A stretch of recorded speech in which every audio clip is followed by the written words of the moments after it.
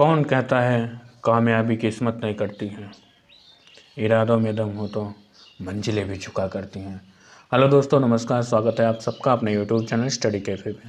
तो दोस्तों, आज जो 2 अप्रैल है, तो आज का करंट अफेयर लेके आप लोगों के सामने हाजिर हुआ हूँ। तो चलिए देखते हैं आज का जो करंट अफेयर है, MCQ बेस्ड क्वेश्चन है। तो चलिए शुरू करते हैं। करंट अफेयर्स में चेन्नई सुपर किंग्स जो CSK है, Chennai Super Kings, Dwayne Bravo ने किससे पीछे छोड़ा? IPL इतिहास में सबसे ज़्यादा विकेट लेने वाले गेंदबाज बने हैं। दोस्तों, चेन्नई सुपर किंग्स में जो डेन ब्रावो हैं, leave behind home to become the highest wicket taker in the IPL history. सबसे ज़्यादा विकेट लेने वाले IPL हिस्ट्री में कौन है? किसको पीछे छोड़ के उन्होंने सबसे ज़्यादा विकेट अपने नाम किया? तो डेन ब्रावो हैं, जिन्होंने IPL में अभी हाईएस्ट विकेट टेकर बन गए हैं, सबसे ज़्यादा विकेट लेने वाले बन गए हैं, जिन्होंने करीब करीब 171 विकेट ले चुके हैं अभी तक। 153 IPL मैचेस जो उन्होंने 153 मैचेस खेले, उसमें से 171 विकेट लिए हैं। वहीं पे उन्होंने किसको पीछे छोड़ के दोस्तों? लसित मलिंगा को। लसित मलिंगा जो श्रीलंका के प्लेयर हैं, वो IPL में खेलते हैं मुंबई की तरफ से हैं। तो IPL में दोस्तों कोई ना कोई प्लेयर हमेशा चेंज होता रहता है कोई भी टीम से। तो इनका इंडिविजुअल देखा जा रहा है तो मलिंगा जो है 170 विकेट ले चुके हैं 122 मैचों में। 122 मैच खेले हैं जो 170 विकेट ले चुके हैं। तो option B is the correct answer. जो ऑप्शन बी है वो करेक्ट है। लसित मलिंगा जो है, उन्होंने अब तक लसित मलिंगा को पीछे छोड़ के डेन ब्रावो ने सबसे ज़्यादा विकेट ले लिया है। ध्यान रखना दोस्तों, कंफ्यूज नहीं होना। लसित मलिंगा को पीछे छोड़ा है इन्होंने, डेन ब्रावो ने, जिन्होंने डेन ब्रावो जो है 171 विकेट लिए हैं, लसित मलिंगा 170 विकेट लेके टॉप पे सेकंड मोस्ट टॉपर हैं, और डेन ब्रावो जो है टॉपर है, मतलब टॉप पे 171 विकेट। और वहीं अगर बात की जाए कि सबसे ज़्यादा रन स्कोरर कौन है, तो दोस्तों ये तो किसी को डाउट नहीं होना चाहिए, विराट कोहली जो हैं, उन्होंने IPL में सबसे ज़्यादा रन बनाए हैं अब तक। और अगर IPL की बात चल रही है दोस्तों, सबसे ज़्यादा टाइम बार IPL किसने जीता है, तो किसके नाम है सबसे ज़्यादा बार IPL जीतने का खिताब? तो वो है मुंबई इंडियंस। मुंबई इंडियंस जो है वो 5 बार अब तक IPL जीत चुकी है। वहीं CSK का देखा जाए, चेन्नई सुपर किंग्स जो है, उसने 4 बार IPL अपने नाम किया है। और दोस्तों, अगर अभी हाल ही में न्यूज़ में था, रविंद्र जडेजा जी जो थे वो न्यूज़ में थे। वो किस लिए न्यूज़ में थे? बेस्ट ऑलराउंडर इन टेस्ट क्रिकेट। टेस्ट क्रिकेट में सबसे बढ़िया जो है बेस्ट ऑलराउंडर का खिताब उन्होंने जीता था। अगर वनडे क्रिकेट के सबसे best cricket batsman of the year का मिलना चाहिए, टॉप पे कौन है अभी हाल ही में? तो बाबर आजम जो पाकिस्तान से हैं, उन्होंने 872 पॉइंट्स लेके वो टॉप पे हैं। और विराट कोहली वहीं पे सेकंड नंबर पे हैं। जो दुनिया का सबसे दूसरा बल्लेबाज जो है वो विराट कोहली है, बाबर आजम पहले नंबर पे। और चौथे नंबर पे दोस्तों रोहित शर्मा है। और बॉलर की बात की जाए तो ट्रेंट बोल्ट जो है वो न्यूजीलैंड के प्लेयर है, वो दुनिया के बेस्ट बॉलर में गिने जा रहे हैं, पहले नंबर पे हैं। तो चलिए नेक्स्ट क्वेश्चन देखते हैं। अगला प्रश्न, भुगतान करने के लॉन्च करने के लिए पाइन लैब किस भुगतान ऐप का सहयोग के साथ किया गया है? With which payment app Pine Lab has been collaborated to launch pay? तो आपको बताना है दोस्तों, भुगतान करने के लिए लॉन्च करने के लिए पाइन लैब जो है किस भुगतान ऐप का सहयोग किया गया है? तो ये दोस्तों जो है ऑप्शन ए है पेटीएम, फ्रीचार्ज, गूगल पे या योनो। तो दोस्तों आपको बता दो जो कि गूगल पे है, गूगल पे ने पाइन लैब्स के सहयोग से यूनिफाइड पेमेंट जो UPI होता है यूज़रों के लिए, टैप टू पे पेश किया है। टैप टू पे मतलब टैप करेंगे वो ये तो पहले सुविधा अवेलेबल थी, टैप टू पे सुविधा पहले अवेलेबल थी, लेकिन अब वह भुगतान सुविधा जो है वो फ़ोन द्वारा किया जाएगा। फ़ोन दिखा के ऐसा टैप करके पेमेंट हो जाएगा। नियर फील्ड कम्युनिकेशन जो है NFC है, सक्षम एंड्रॉयड स्मार्टफोन जो है देश भर में किसी भी pine labs Android POS terminal का उपयोग करके लेन देन कर सकेंगे। नोएडा में स्थित है ये पाइन लैब्स की जो एक भारतीय मर्चेंट प्लेटफॉर्म कंपनी है, वो नोएडा में स्थित है, जो गूगल पे के साथ पाइन लैब सहयोग से यूनिफाइड पेमेंट के यूज़रों को ये जो टैप टू पे है ये सुविधा पेशकश की है। तो आपको ध्यान रखना है, जो ऑप्शन C जो है करेक्ट आंसर है। गूगल पे और अन्य पाइन लैब्स के सहयोग से ये यूपीआई के यूज़रों के लिए टैप 2 की पेशकश की है। तो option C is the correct answer. तो चलिए नेक्स्ट पे चलते हैं। उत्कल दिवस। उत्कल दिवस जो है दोस्तों हर वर्ष किस राज्य में मनाया जाता है? Utkal Divas observed in which state of India? Option A Andhra Pradesh, option B Kerala, option C Tamil Nadu या ऑप्शन डी उड़ीसा। सबसे पहले दोस्तों बता दें कि उत्कल दिवस जो है, जो उड़ीसा है, वो फर्स्ट उत्कल दिवस 1 अप्रैल को मनाया जाता है, जिसको अप्रैल फूल के नाम से भी जाने जाते हैं। दोस्तों ये अप्रैल फूल दिवस के दिन ही ये जो है 1 अप्रैल को 1936 को जो उड़ीसा है उसको एक स्वतंत्र राज्य बनाने की संघर्ष की याद में उड़ीसा का स्थापना दिवस 1 अप्रैल को मनाया जाता है, जिसको उत्कल दिवस या उड़ीसा दिवस के रूप में मनाया जाता है। जो है 1 अप्रैल को क्या होता है, उत्कल दिवस या उड़ीसा दिवस या आप भी बोल सकते हैं, उड़ीसा दिवस या उत्कल दिवस के रूप में मनाया जाता है। जो 113वें संशोधन अधिनियम के बाद उड़ीसा का नाम बदलकर उड़ीसा कर दिया। उड़ीसा का नाम बदलकर क्या है, 113वें संशोधन में क्या किया था दोस्तों कि उड़ीसा का नाम बदलकर उड़ीसा कर दिया गया था। उड़ीसा का जो आधिकारिक भाषा है उड़िया है। भारत के संविधान 8वीं अनुसूची में यह सूचीबद्ध है, जो 8वीं अनुसूची में शामिल है। 19 अगस्त 1949 को जो कटक है, पहले क्या राजधानी थी उड़ीसा का, कटक राजधानी थी। तब 1949 में इसकी राजधानी को बदल करके भुवनेश्वर राजधानी बना दी गई। और हाल ही में अगर बात किया जाए, मुख्यमंत्री के नवीन पटनायक जी हैं और राज्यपाल जो है गणेशी लाल हैं। उड़ीसा के यूनेस्को स्थल में जो शामिल है, अगर बात की जाए तो सूर्य मंदिर कोणार्क जो 1984 में शामिल हुआ। तो दोस्तों आपको ध्यान रखना है, उत्कल दिवस is observed in which state? Orissa. Orissa जो है एक दिवस, उत्कल दिवस जो है, उत्कल दिवस आप बोले या उड़ीसा दिवस, वो 1 अप्रैल को मनाया जाता है, जो 1 अप्रैल 1936 से चला आ रहा है। नेक्स्ट प्रश्न चलते हैं। हाल ही में श्री वीरभद्र स्वामी मंदिर को यूनेस्को की विश्व विरासत की अस्थायी सूची में किस राज्य में रखा गया? Recently the Shri Virabhadra Swamy temple has been placed on UNESCO world heritage tentative list in which state? Option A Karnataka, Orissa, Andhra Pradesh या तमिलनाडु। दोस्तों बता दें जो कि ये टेम्पल है वीरभद्र टेम्पल, ये लेपाक्षी मोनोलिथिक बुल जो है आंध्र प्रदेश के लेपाक्षी और मोनोलिथिक बुल के साथ श्री वीरभद्र स्वामी को यूनेस्को विश्व धरोहर में अस्थायी सूची में रखा गया है। वीरभद्र स्वामी मंदिर जो है लेपाक्षी मंदिर के नाम से भी जाना जाता है। जो लेपाक्षी है वीरभद्र स्वामी, वो लेपाक्षी के नाम से भी जाना जाता है, जो शिव को समर्पित है। भगवान शंकर जी को, भगवान शिव जो है भोलेनाथ को समर्पित है। मंदिर जो है विजयनगर के मूर्तिकला और पारंपरिक कला के रूप में भीतरी छत के भित्ति चित्र हेतु प्रसिद्ध है। अब तक विश्व धरोहर में जो है भारत से जो यूनेस्को वर्ल्ड हेरिटेज साइट है, अभी तक 40 पूरे साइट्स जो हैं इंडिया से शामिल है उसमें।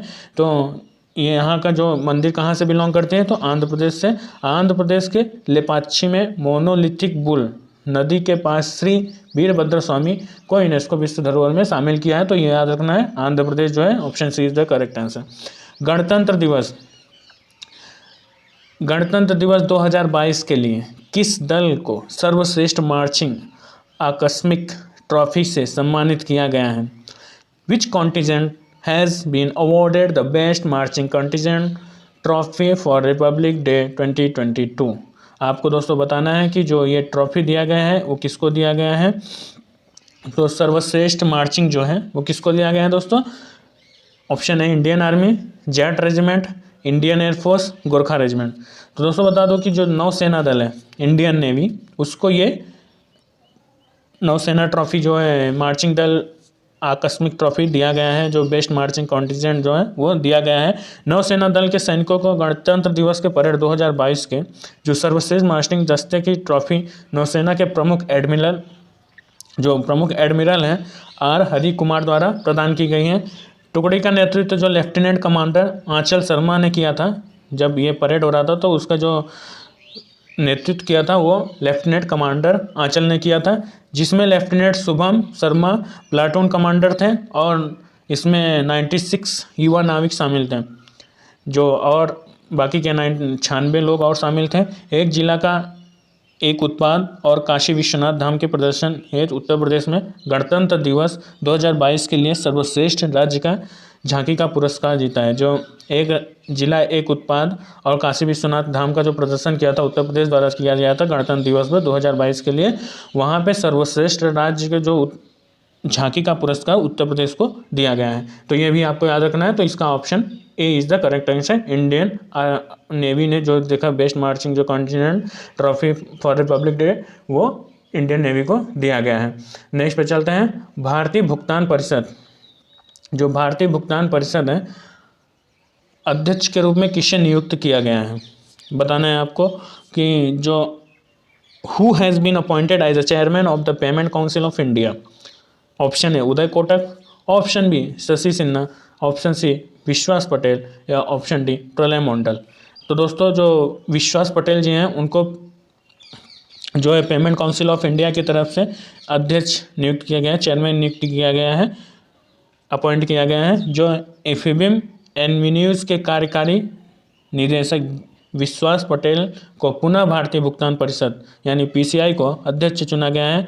भारतीय भुगतान परिषद भारत की भुगतान तथा निपटान प्रणाली में डिजिटल ऑपरेटरों के लिए शीर्ष संस्था है जो इंटरनेट एवं mobile association of India IAMAI के तहत कार्य करती हैं।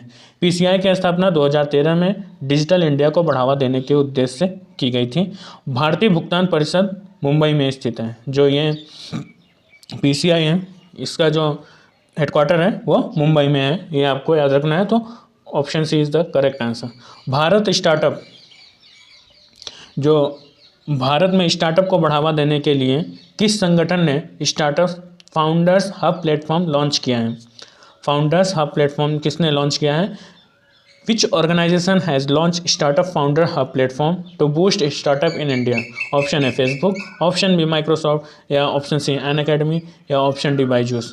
तो दोस्तों आपको बताना है किस संस्था ने इसको स्टार्टअप को इंडिया में स्टार्टअप बढ़ाने के लिए वो किसने लॉन्च किया है? तो ऑप्शन जो है B is the correct answer. Microsoft ने अपने कंपनी और भागीदारों से प्रौद्योगिकी उपकरण सहित करीब 3 लाख अमेरिकी डॉलर की सहायता के लिए भारत में Microsoft for startup founders hub platform launch किया है। अमेरिका और चीन के बाद ये जो स्टार्टअप हब प्लेटफॉर्म है ये अमेरिका और चीन में लॉन्च हो चुका है पहले ही। भारत विश्व स्तर पर स्टार्टअप के लिए तीसरा सबसे बड़ा पारिस्थितिक तंत्र है। जो अमेरिका और चीन है वो स्टार्टअप के मामले में सबसे ऊपर है। जो भारत में विश्व स्तर पर स्टार्टअप जो है तीसरा नंबर पे, स्टार्टअप के नाम पे अगर देखा जाए तो सबसे ज़्यादा स्टार्टअप जो चलता है वो सबसे शुरुआत होती है वो अमेरिका, उसके बाद चीन, भारत तीसरे नंबर पे आता है। हब की स्थापना जो है उद्यमियों के मेंटर्स के साथ जोड़कर नव प्रवर्तन और विकास के लिए सशक्त बनाने के उद्देश्य से की गई है। राष्ट्रीय स्टार्टअप दिवस कब मनाया जाता है दोस्तों? तो वो 16 जनवरी को मनाया जाता है राष्ट्रीय स्टार्टअप दिवस। तो option B is the correct answer. जो ऑप्शन बी है वो राइट आंसर है। अस्पतालों के यहाँ पे बात की जा रही है दोस्तों, अस्पताल और स्वास्थ्य सेवाओं को प्रदाताओं के लिए राष्ट्रीय प्रत्यायन बोर्ड के अध्यक्ष के रूप में किसे नियुक्त किया गया? Who has been appointed as a chairman of national accreditation board for hospitals and health care provider, board for hospitals and health care providers यानी नाप शॉर्ट फॉर्म में देखा जाए तो किसे नियुक्त किया गया है? रेणु सिंह, महेश वर्मा, अजय भूषण या रंजीत सिंह। तो दोस्तों रंजीत सिंह जो हैं इनको तो नहीं नियुक्त किया गया है। महेश वर्मा जो हैं national accreditation board of hospital and health care को का अध्यक्ष नियुक्त किया गया है। जो इंद्रप्रस्थ विश्वविद्यालय के उप कुलपति महेश वर्मा को अस्पताल एवं स्वास्थ्य सेवा प्रदाताओं के लिए राष्ट्रीय प्रत्यापन बोर्ड का नया अध्यक्ष नियुक्त किया गया है।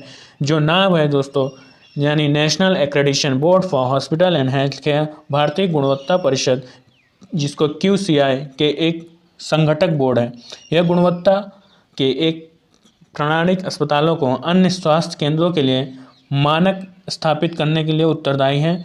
नाब Asian society for equality in health care के बोर्ड का भी सदस्य है। जो नाम है वो Asian society for inequality in health care का बोर्ड का भी सदस्य यानी मेंबर है उसका भी।